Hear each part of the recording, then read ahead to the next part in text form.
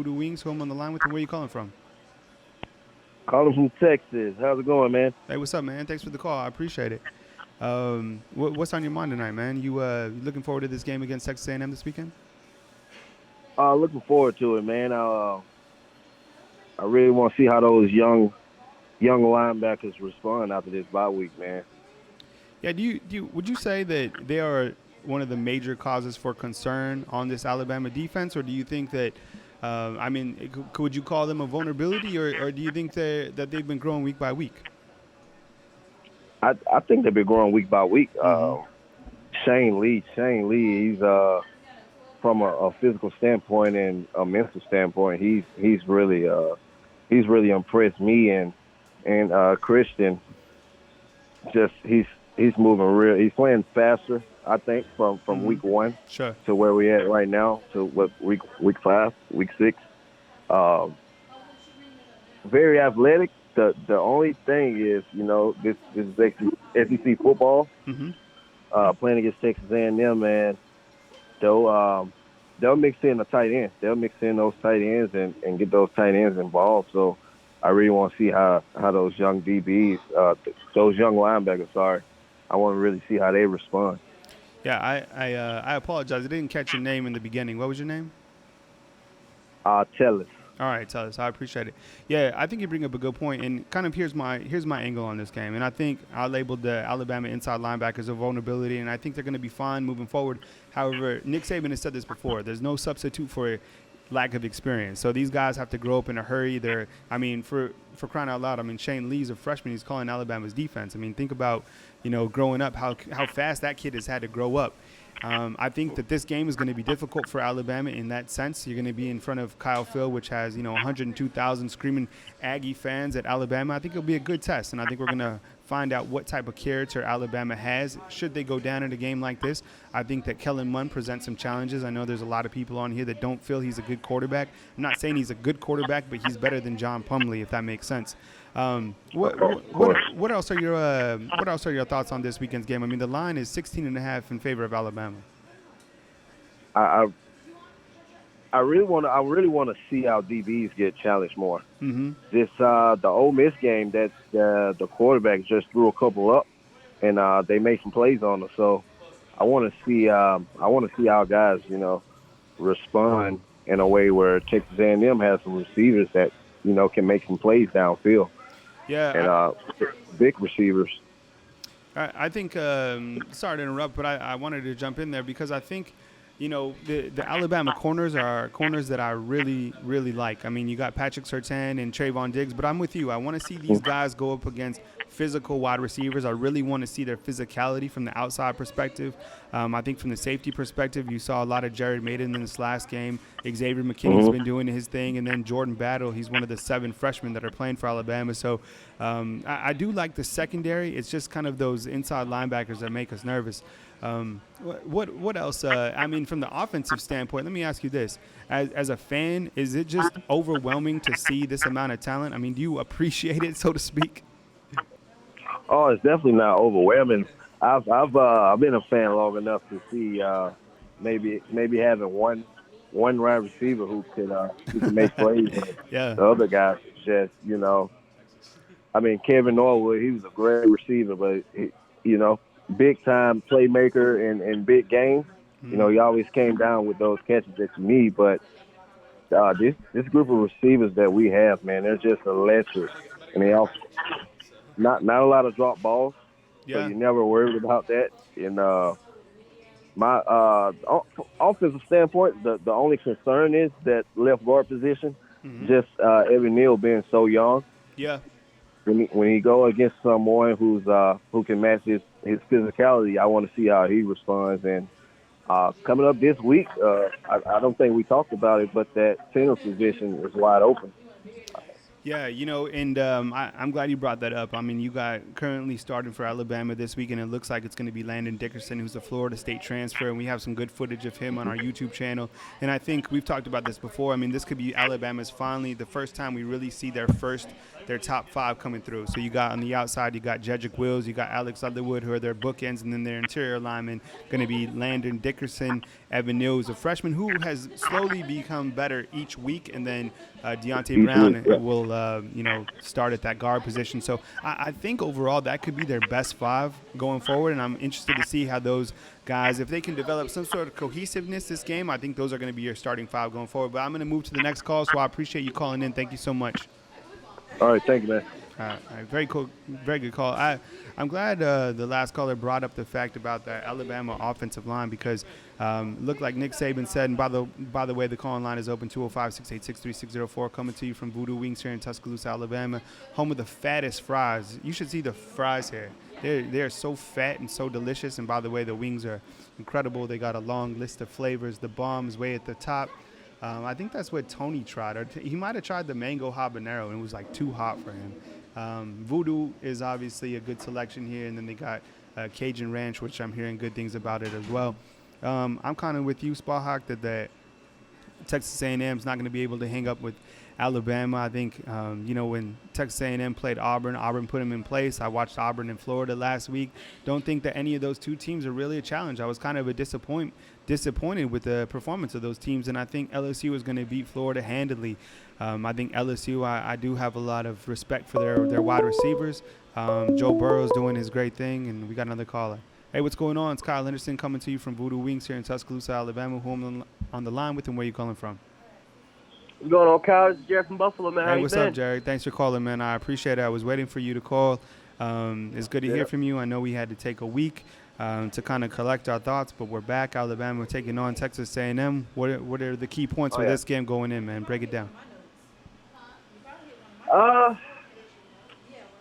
It's going to be a very interesting game. Of course, the thing I want to see more, I want to see the speed on defense. I think the defense is going to be a little bit more improved. I watched a little bit of the practice highlights and how they wanted to try to work more on containment. They did look a little slow at first, but I definitely think that could be something that could be adjusted. But I think for Alabama, I definitely think that they're going to press up. They're going to press up. They're going to load the box. I think they're not going to trust Kellen Mond's ability to throw the football effectively and efficiently. And I think they're just going to be more worried about really stopping the run and trying to contain and try to set those edges and contain Kellen Mond as possible to try to set up our offense in better position. Hey, Jack, did you see when I put up a clip on YouTube and then I put up a clip on Twitter as well? Alabama was working the pursuit drill, and it was a walk-on running back that was just getting to the outside of Anthony Jennings. And you saw that, right? I mean, I don't know if that guy's faster than Kellen Mond. I know that Kellen Mond almost ran for 100 yards last year. A lot of people on Twitter were like, yikes. What was your take on that? I mean, granted, Raekwon Davis is 315 pounds and Anthony Jennings is 265 pounds, and they're faster than all of us. I mean, maybe that cat was just really fast, or maybe, Alabama still needs to work on someone that can get to the outside to stop perhaps a quarterback or a running back should they get out to the outside lane. Well, like at first when I saw it, I was a little worried, but then I was like, maybe they just put their fastest player out there. Maybe they just decided to, like, you know what, let's see if we can try to get the fastest player we have out here and see what he can do. Because Kellen Mond, he's a 4-5 guy, maybe late 4-6 type of guy. He's a strider. But I think the guy in the video, he was more quick-footed, kind of like how Jalen Waddle is, just more quick. But it is a little bit of a concern because compared to previous years before, we had guys that no matter how fast you were, we could easily set the edge, and we had the athleticism and speed to try to at least get there. I definitely think that's where Dylan Moses being gone, that's where it sucks having him gone because he's a 4-4 guy, so he has the speed and the ability to be a sideline guy. And even though Kellen Mond will probably get his yards because he's a dual threat quarterback, he's not going to be blasting out for 10, 15, consistent 10-yard runs. That's something that Plumlee was able to do for Ole Miss last week, was to continue to go outside the edge, even though that we knew the play was coming, but we just couldn't contain it because we just didn't have the speed. I definitely think for us for that to happen, we gotta be strong in the front. We gotta hold the line of scrimmage first, and then try to focus on trying to contain to the outside. That's something that we've been struggling with. Really, South Carolina kind of exposed it, and then Ole Miss kind of exposed it. How they can pretty much move at the ball at will, move the line of scrimmage at will. So we have to try to contain that line, try to hold up that line of scrimmage, focus on containing it to the outside, and I think we'll be golden enough from there because they're not that good of a team. Yeah, I would agree with you. I think the only what equalizes this game a little bit is just the fact that it is in College Station, and Jimbo Fisher is a really good quarterback. So, no, I'm hollering at my girls from Voodoo. No, we were getting the drum line over here on the show. It's all good. I think the great equalizer is the fact that, hey, what's up, little Joe? I see you on the chat box. I think the great equalizer is the stadium. I think College Station is going to be rocking. Jimbo Fisher is a very good coach. Him and Saban obviously have history. There's got to be some a former assistant out there that has the key pad to beat Nick Saban, right? Is it Kirby Smart? Is it Jimbo Fisher? Probably Kirby Smart, right, with those hellacious Georgia Bulldogs that, could win the whole thing. I don't know. But Jimbo Fisher has the first opportunity of, this coming weekend. We'll see if he can do it. I doubt it because they don't look that impressive to me. Kellen Mond is kind of the only guy that we've been talking about.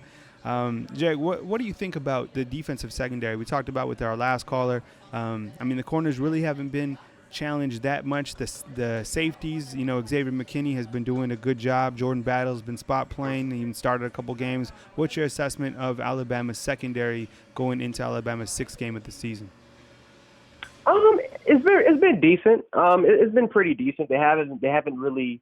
The South Carolina game, of course, that's where you really want to scratch your head and they made a lot of mistakes that game, but I haven't really seen that many mistakes from them. But then again, you look who they play. They really haven't played anybody. I don't know if we can really say anything until the LSU game because there's not any receivers that can match as far as talent wise.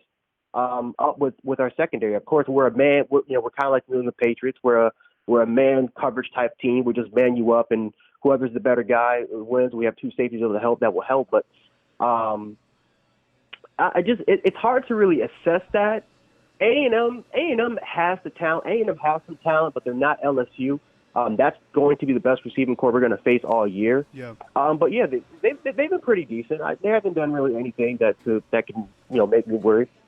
Yeah, I guess I'm just, I'm excited for this coming weekend because you have Oklahoma and Texas, you have Alabama, Texas A&M, and the games line up well, so you can watch one right after another, and then you have the big one at night, which will be LSU and Florida. Yeah. I think LSU will win. I had the opportunity to go to Alabama and LSU last year, and I have to give the fans of Baton Rouge a lot of credit because they certainly brought it from an atmosphere standpoint.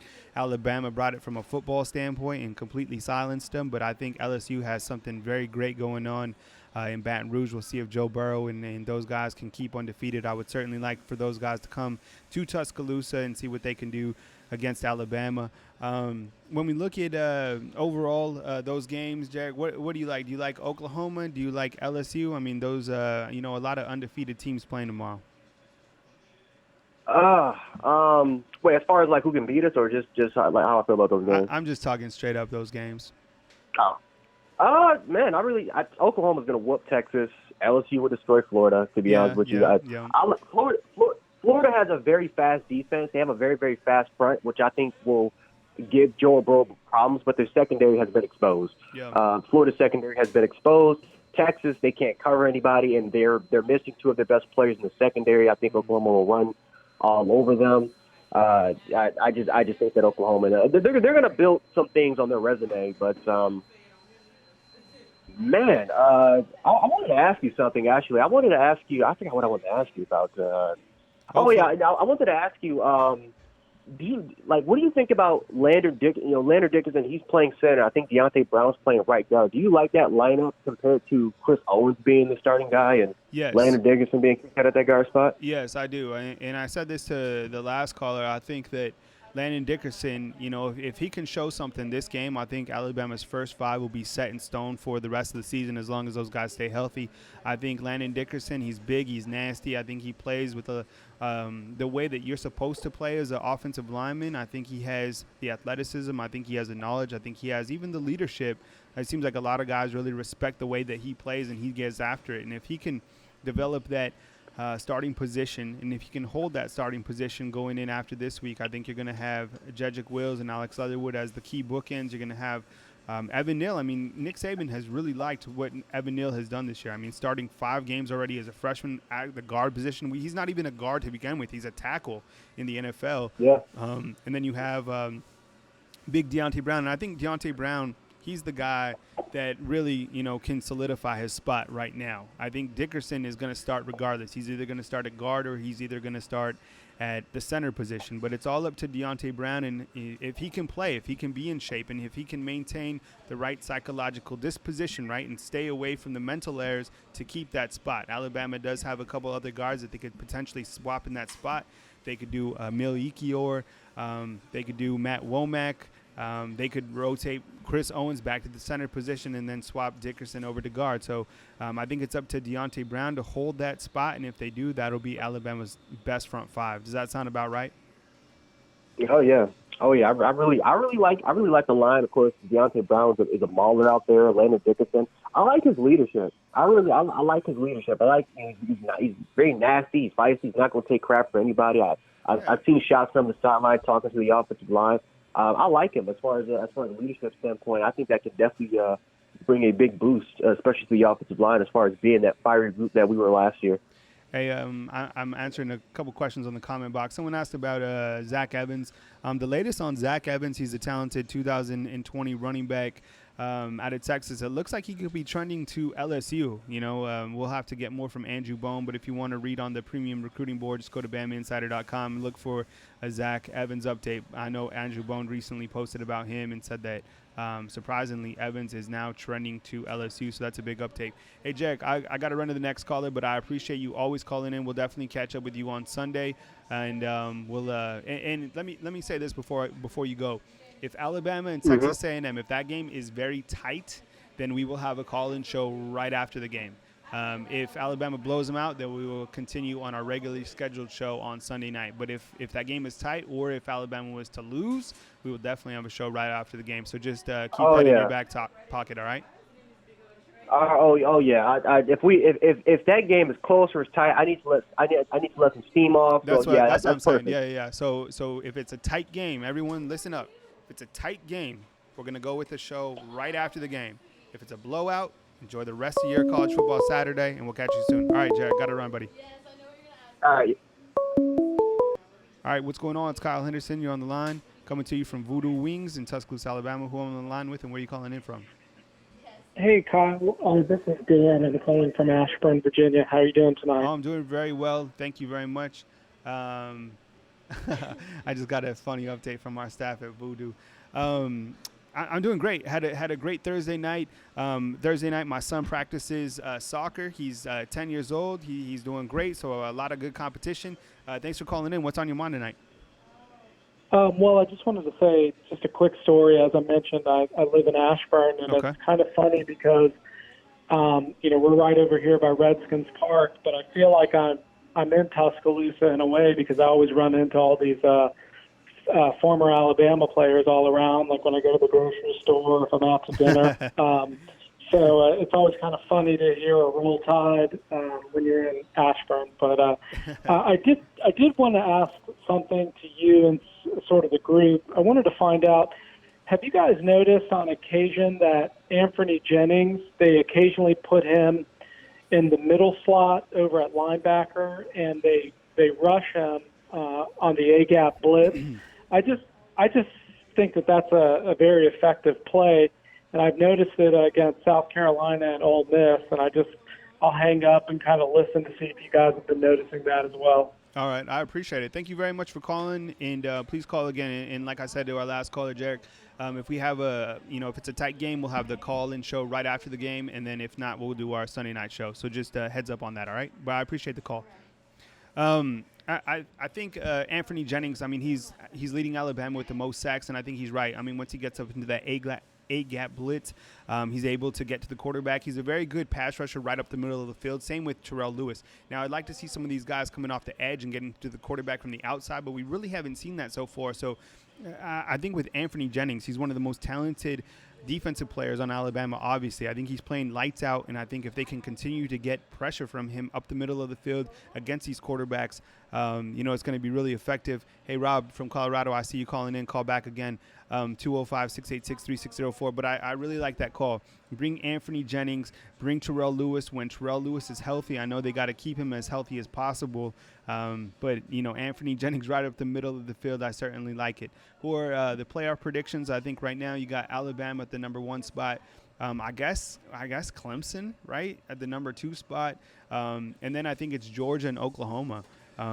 Or actually, it's probably Georgia and Ohio State. And actually, I think overall, you might be able to, bump Clemson out. I just haven't been impressed with their level of play. And going against that game against North Carolina, I mean, they should have lost that game. I just hated that call for the 2-point conversion. So I think Ohio State, they're capable certainly of winning the whole thing. So is Georgia. So maybe those two teams along with Alabama, and then that fourth wild card team, maybe Oklahoma or Clemson. So that would be your 4. Hey, Rob, what's good, man? I appreciate you calling in. It sounds like you're calling from a helicopter. Yellow. Rob, it sounds like you're calling from a helicopter. You're not in your helicopter. Oh, it sounds bad. No, I'm in a. Okay, does it sound a little bit better now? Yeah, just lower the volume. You're just coming in really loud. I'm in a semi truck. It might be that. Yeah, it could be. It sounds kind of like a helicopter that is like carrying a lot of freight over, some sort of foreign country. It's all good, man. Let's spin it, man. So what's on your mind, Rob? Go ahead. You know what? I think it was the heater was on, and does it sound better now? It sounds crisp, man. Doesn't sound as chopperish. Okay, yeah. Hey, Kyle, God bless you, everyone, all the Bama fans, college football fans. Let's try to keep all the politics and stuff out of football. I mean, real quick, did you hear about the Penn State situation? How do you feel about that? Do you think that'll hurt recruiting? I mean, hard to say. I think, I mean, my opinion, I mean, you have to treat everybody with respect. I mean, I living in Alabama, I've been treated with great hospitality. Same with when I was in New Mexico. Same with when I was in D.C. And, I really respect, everybody. I've always done that. I always talk about that on the show. Will it hurt recruiting? There's a lot of things that can hurt recruiting, and probably so. But I really liked how those players came and got each other's backs and really represented the team aspect, because I think, when you have the team camaraderie, I mean, what can beat you, right? When you're all together, then what can beat you? So I really like the team aspect. Will it hurt recruiting? Probably, but, kind of moving on from that. Okay. So as far as one thing I wanted to focus on was the D-line. Yeah. Let's talk about that D-line, Kyle. Yeah, and I think the D-line can cause concern. I mean, in this week, you had 2 different freshmen repping in at that defensive line position. You had DJ Dell, who's a defensive tackle, and then it was surprisingly Byron Young at the defensive end position. So it looks like Byron Young is another freshman. He would be Alabama's 8th freshman to start this coming season or this current season. I do think, these guys had to grow up. I do think the defense has some vulnerability issues just with the freshmen, but I think these guys certainly step up. Byron Young, he's been playing a lot. He's played all season long. I guess he's a little bit better than Justin Bogbe, or they want to give him a shot. I'm not sure. We'll have to see how he handles himself in a very loud atmosphere against the Aggies. I mean, that place is going to be rocking. Yeah, crazy things happen in College Station, as you know. Oh, yeah. The past few games that we've had in College Station, it's been kind of scary. I mean, but there's no Johnny Manziel, I mean, Kellen right? I mean, Johnny Manziel, that dude was just amazing. I mean, the things that he could do. I couldn't stand that kid. And it was crazy. So I have to kind of segue right now. Baker Mayfield, right? He was another talented dual threat quarterback. Man, I've been a quiet 49er fan for a long time. I was cheering as loud as possible when Nick Bosa was going after Baker Mayfield. I was just. Oh, I saw that. Oh my goodness, Nick Bosa. He even put did the flag. He put the flag. Yeah. So I mean, the 49ers look good. They look so good. I was so pumped to see that running game, the defense. Garoppolo is doing his thing. So hopefully it's all not a facade, and the Niners can come back. Doing their thing. So what else, Rob? I mean, we talked about the defense. We talked about Penn State. We've touched on the 49ers. I mean, can we talk about Tua Tagovailoa's greatness? I mean, why does it seem like Tua Tagovailoa? I will say one thing, because Tua is generational, and I like what you said. We need to all suck this in, let it marinate. That's what I'm saying. I don't know if we're going to see another Tua Tagovailoa at Alabama ever again. No, of course you're not. No. Ever again. No. Go ahead. Alex, what I wanted to say was, man, we had it made. We had Jonathan Allen, Tim Williams, Dalvin Thomas. No, what was his name? That was right next to Jonathan Allen. He played for the Giants. Yeah. Talented, him and Ryan Anderson, man. I mean, Jonathan Allen was literally unguardable, was literally unblockable. You couldn't block the kid. Mm-hmm. And there's a huge drop-off. Man. Our D-line and our linebackers, I mean, I think we're going to have some problems. And they're going to exploit. I saw Southern Miss. They were putting people on Lee and stuff like that, and other people are watching that film. I think that they're going to exploit us. Yeah, I mean, that very well could be the case. I mean, this team is going to have an Achilles heel at some point. I've always felt the Achilles heel revolved around the health of Tua Tagovailoa, but I think another area of concern is certainly, can this team stop a quarterback who can run? And guess who's a quarterback that can run out there and looks like he can pass? Do we know who it is? Kellen Mond. Kellen Mond, but I'm talking about another quarterback who now resides in Norman, Oklahoma. How crazy would that be? Right? Oh! I mean, does Jalen Hurts come back? Could you imagine this scenario, all right? Could you imagine this? If somehow during the college football playoffs, Alabama is to meet up with Oklahoma, and you're going to have Jalen Hurts going against Tua Tagovailoa. One of them is fresh off winning the Heisman Trophy. The story of that game, I mean, it would be endless, right? Kyle, look, let me tell you something, brother. We do not fear Jalen Hurts.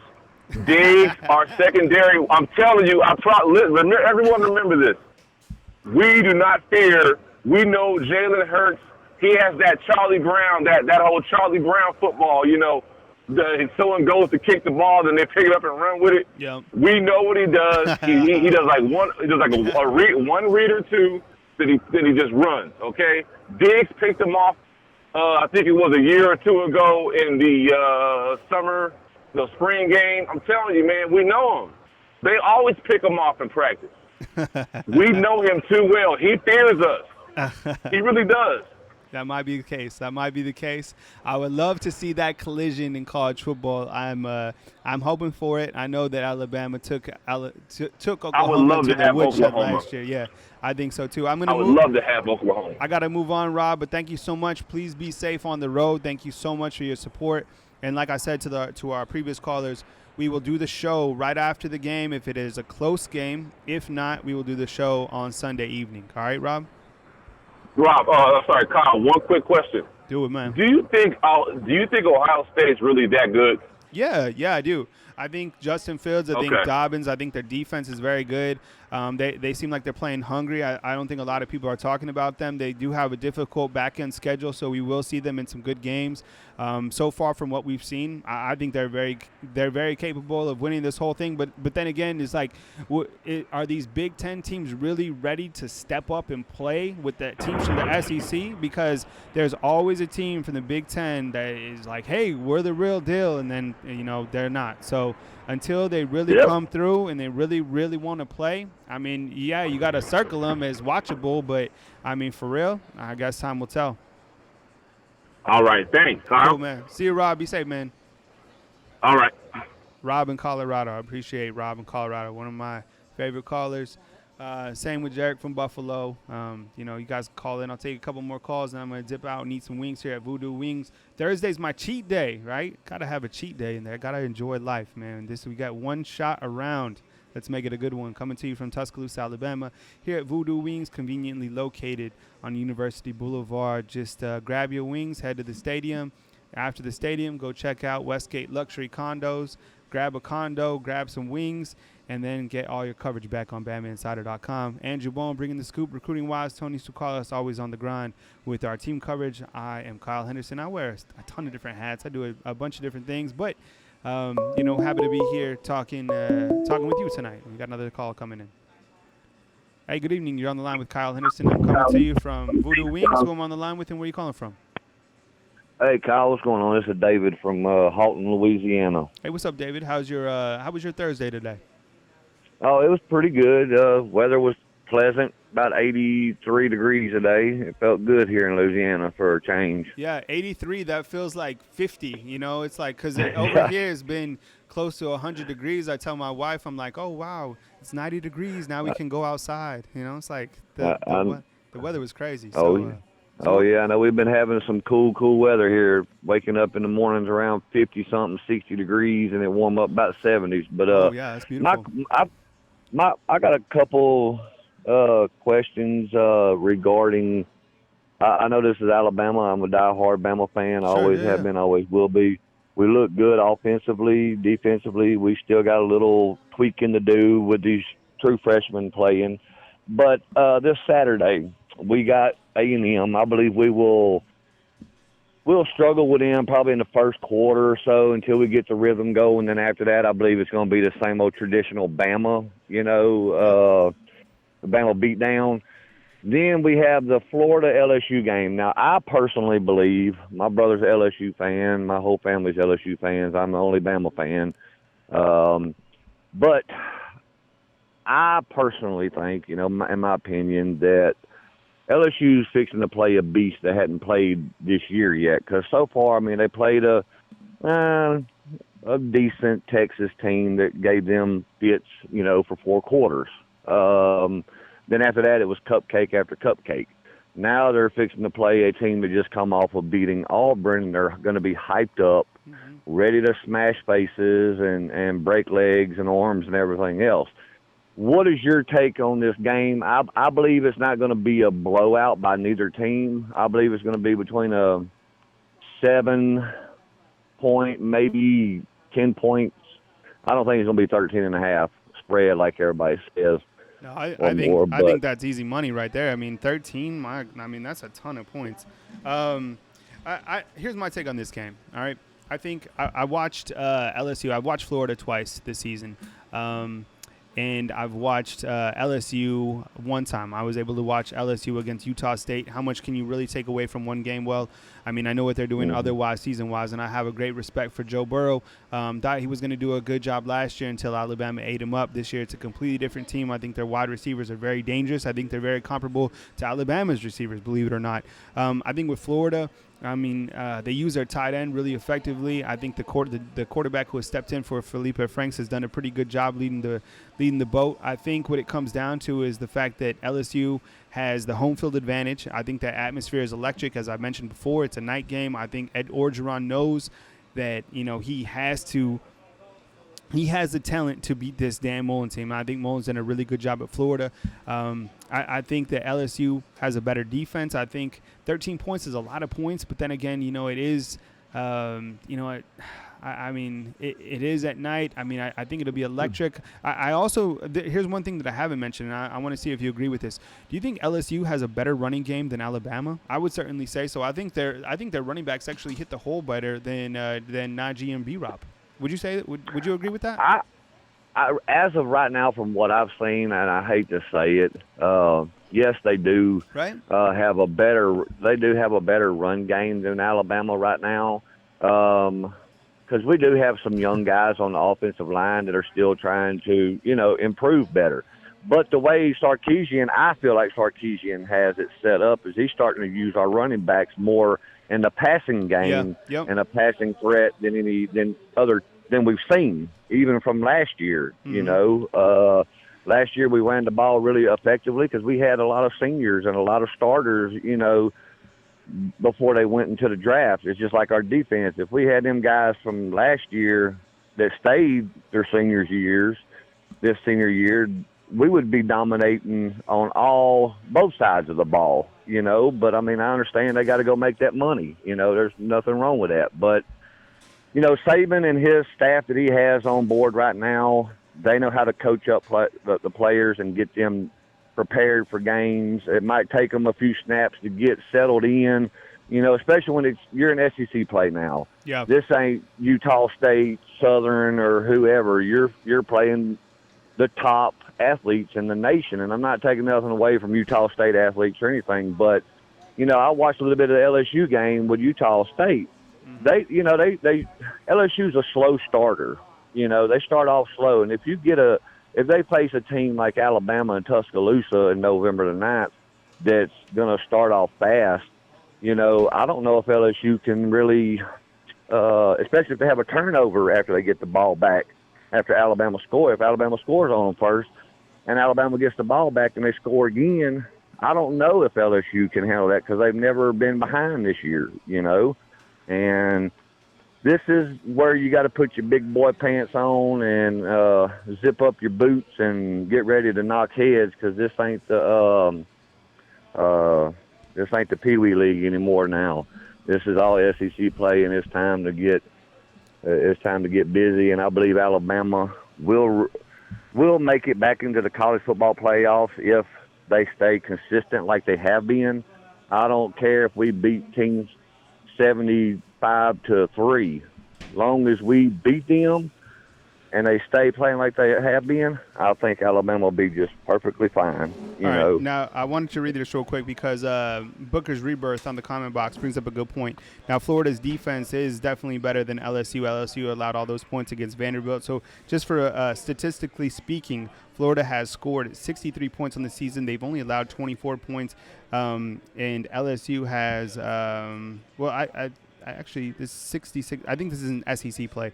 They have scored 66 points and allowed 38 points. Yeah, so those stats are only in SEC play. And then when we look at how the two teams did last week, LSU passing-wise had 431 yards to Utah State's 326 yards. So think about that. Utah State threw for 326 yards against LSU. When we look at the Florida and Auburn game, Florida had 141 yards rushing and 288 yards passing. So very balanced attack compared to Auburn's 203 passing yards and 251 rushing yards. So very good statistically wise between Auburn and Florida. We'll be interested to see that game. The line is 13. I don't know. I mean, it seems like a lot of points, but I appreciate you calling in. Please call again next time. All right, brother. Have a good one. All right, take it easy. All right, I'll take a couple more calls, and then I'm off to Wingland. So 205-686-3604. A lot of excitement for this weekend's game between LSU and Florida, and rightfully so. I'm coming to you from Voodoo Wings here in beautiful Tuscaloosa, Alabama. Love living in Tuscaloosa. It's been a really great place for the past 3 years. Can't believe I've lived here for 3 years. And thanks for subscribing on YouTube. Of course, thanks for giving us an opportunity to subscribe on BamaInsider.com. Certainly appreciate that. I think we're almost to 26,000 subscribers, which is pretty cool. Never thought that, I'd be doing a call-in show or anything like that. So appreciate you guys following us. And, I'll take a couple more calls, 205-686-3604. They got great wings here. I'll show you the wing menu. Let's see if I can get it.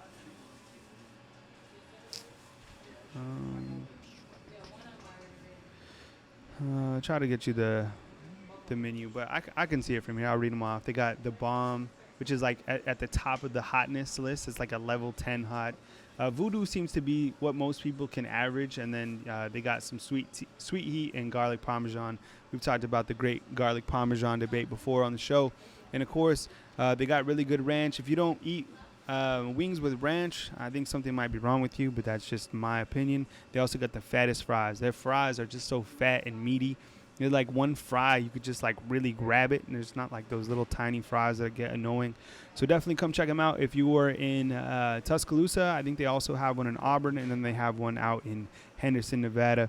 It's actually where my uncle lives, out in Henderson. I've actually lived in a couple different spots before. I've lived out in Cali. I've lived in it's a Cash Boy. What's up? It's located right across from the Waffle House, right on University. So there's like a Shell station. There's the Waffle House, and then it's right across. I'll post the address in the comment box.